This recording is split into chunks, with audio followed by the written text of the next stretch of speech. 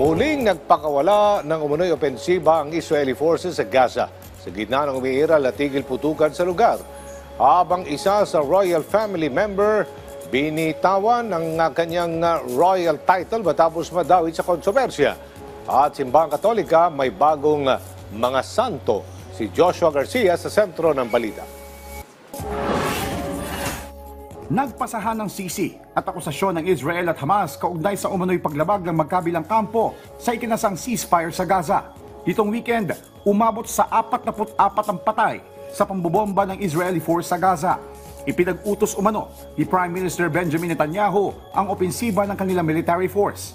Ito ay matapos ang umano ng naunang pag-atake ng Hamas at lantarang paglabag sa umiiral na tigil putukan. Ganito rin ang sentimiento ng Hamas at inakusahan ng Israel ng pagharang sa humanitarian aid para sa mga Palestino. Samantala, inanunsyo ni Prince Andrew ang pagbibitiw sa kanyang royal duties bilang Duke of York. Ito ay matapos batuhin ng mga batikos dahil sa umano'y koneksyon niya sa isang sex offender at isang Chinese spy. Si Prince Andrew ang bunso sa mga anak ni yumaong Queen Elizabeth II.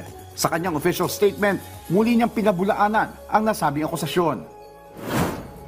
Sa Vatican, isang dating Satanist turned Catholic priest ang idineklarang santo ng simbahang Katolika. Pinangunahan ni Pope Leo XIV ang isinagawang canonization mass nitong weekend para sa nasabing Seven Blessed. Si Saint Longo, na dati ring Italian lawyer, ay na-beatify ni Pope John Paul II noong 1980. Kilala rin siyang deboto ng Holy Rosary at founder ng Shrine of Our Lady of the Rosary in Pompeii. Joshua Garcia para sa Pambansang TV sa Bagong Pilipinas.